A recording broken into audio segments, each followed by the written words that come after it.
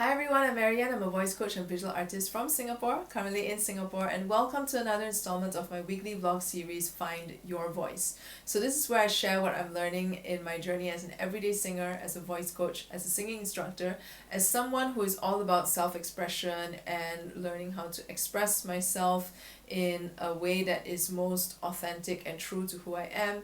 And ultimately also finding what I call my capital V voice, which is whatever it is that you want to express over this whole life that you've got. Be it in the form of the dreams that you have, the things that you're interested in, the stuff that you want to explore, things that you're passionate about, something that truly matters to you, such that when you look back over the course of your life, it's like you can see what this masterpiece that you've been trying to create has been all about. And you can also see, this path and this journey that you've been on, what it was really all for, what it's really all about.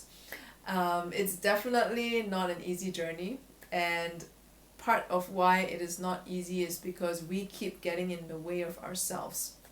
And what I mean by this is that I think that every single answer that we are looking for in terms of, where am I headed, what do I really want in my life, I think we already know what is it that we resonate with. We already know what is it that we're passionate about, what is it that calls to us.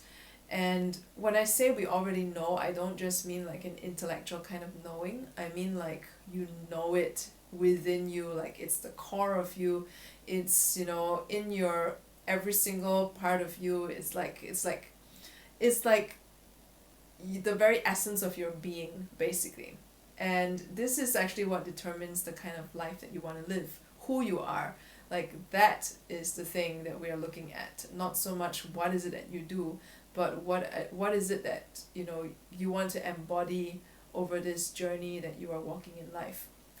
And part of this whole expression journey and this, working on your voice and working on your singing, working on expressing it out, is also about discovering what that resonance is for you, discovering what that capital V voice is, and allowing yourself to express that. So if you have questions about this, feel free to ask them in the comments, or you can also directly message me through any one of the links that you see in the write-ups attached to these videos. So this week I want to expand more on this whole idea of expressing yourself to find the answers that you need about what your life is going to be about what is this capital V voice, how to find these clues to discover what is your path, about what is it that you're called to. And this inspiration for this week's topic came about because I recently was doing a video chat with my sister and brother-in-law who live overseas.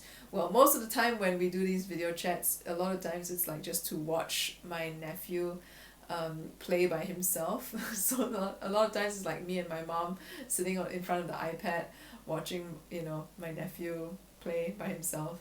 And he's almost 2 years old, so he's at a stage now where he like talks non-stop. Like it's almost as if, from what I observe, it's like anything that's going through his mind, he just verbalizes it. Like literally anything. Whatever he's playing, whatever he's thinking, whatever he's seeing, anything that goes through his mind, it's like there is no filter. It just, he just says it out. He just expresses it. And he's very free in his expression. It's like, joy, excitement, if he's upset, he's like all out upset too. If he's happy, if he's excited, it's like you can even see it. It's really funny because he loves snacking, and so when my sister allows him, like, okay, you can have a snack, and she brings it out in front of him, he's like, it's kind of like his whole body like vibrates when the snack is put in front of him. He's very free in his expression, and every single one of us at some point in time, we were once at that age too. We once had that same level of freedom in expression. We once were at a point where we had no filter, where it's like, whatever's going through your mind just comes out of your mouth. Whatever thoughts you have just come out of your mouth. Whatever feelings you have, it's like it's expressed. And that is how we were, and that is how we still are to some extent. The problem that happens along the way is that, and it's kind of a double-edged kind of problem, because on the one hand, as part of being human is that we need to survive together with other humans. Like this is part of our conditioning. This is why people go crazy when they're in isolation. It's because somehow we are like evolutionarily hardwired to need other people around us, to need some sense of social structure and community around us. And so because we need that as part of our survival, we kind of have no other choice but to learn what are the socially accepted behaviors for that group that we want to belong to. And this is essential because if you're always saying whatever is going through your mind, obviously at some point you're going to hurt someone's feelings, because we're not always thinking positive thoughts, right? And sometimes we are like totally judgy and judging other people negatively. So on some level we do have to learn how to filter whatever we're thinking, so that we don't say it out and be like tactless and hurt other people's feelings. So that's one thing. Unfortunately, the way we have been brought up to learn socially accepted behaviors have not always been the most forwarding. If anything, most of the time, when you're a child, you don't know any better. And if a grown-up, usually your primary caregivers, like your parents, if they tell you like, sit still, be quiet, behave yourself, and they don't explain that it is because of the context that we're in that you have to keep quiet, we might end up inadvertently concluding that we have to always keep quiet, that we're not allowed to express when we're upset, which eventually also turns into we're not allowed to express when we're happy or when we're excited. And this is where our so-called suppression mechanisms start to develop and start to form. And so we hold back ourselves from really expressing what we want to express. And this becomes a problem because the more filters and the more layers we develop as we get older, the more our expression becomes limited. And this is why you get people who are not very expressive, or another thing that happens along the way as we get older is we want to be more expressive, right? And we recognize that we're not very expressive, and then we go and learn how to be expressive instead of undoing what are these filters and these layers that we have placed on ourselves. And so when we learn it, it becomes like a mask that we put on. So, like people who seem a little bit fake, usually it's because they learn how to be expressive instead of actually dealing with what's stopping them from being expressive in the first place. Part of the journey of learning how to express yourself better, part of the journey of learning how to be true and more authentically yourself, is really undoing some of these mechanisms that we put in place to filter out whatever it is that we're thinking, so we don't just tactlessly say things and like hurt other people and therefore become rejected from the community we're trying to belong to so we can survive.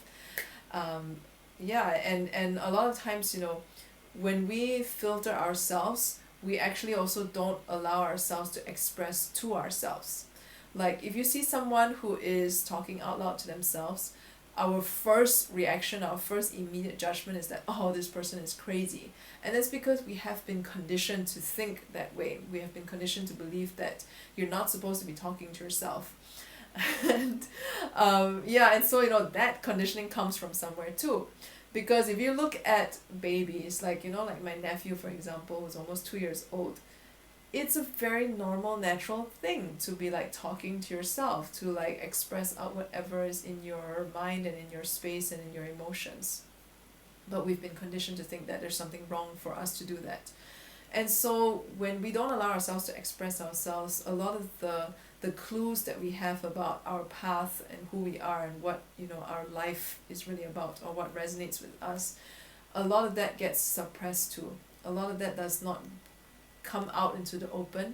And sometimes if your mind is very cluttered and you have a lot of things in your space, by not expressing it out, you actually don't really allow yourselves to get clarity in a way, because it is the process of verbalizing it.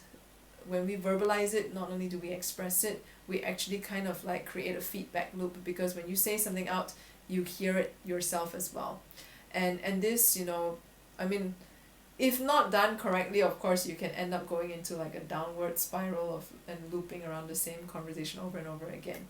But if you are working with a coach, like a life coach, or if let's say you see like a therapist or a psychiatrist or something, like having that space to talk things out actually allows you to see more clearly whatever it is that you're going through, whatever it is that you're struggling with.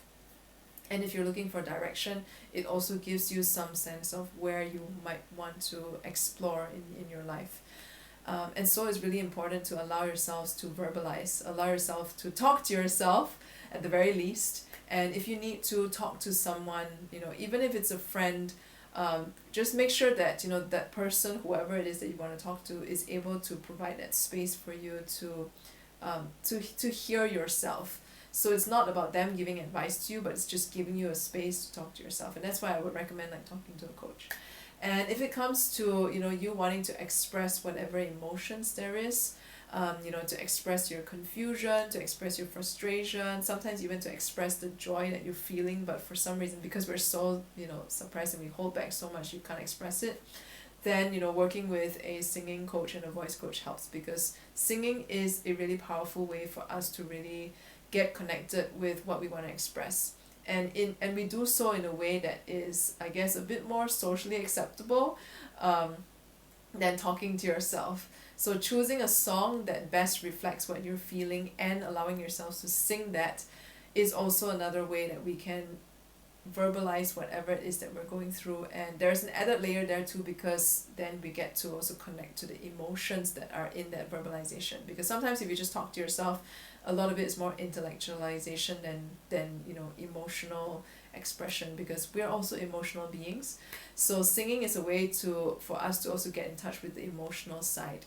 So I would say that anything that allows you to verbalize more, anything that allows you to get more connected with yourself through expressing it out verbally, all of that is useful in some way. And if you are interested to find out more about how this can help you discover more about yourself, I'm always here. You can always chat with me, ask me in the comments, write to me in any one of the links that you see in the write-ups in the video, and I'm more than happy to have a conversation with you around that and to see how I may support you, or any other direction I could point you in to get you the kind of support and the kind of assistance that you need when it comes to your expression.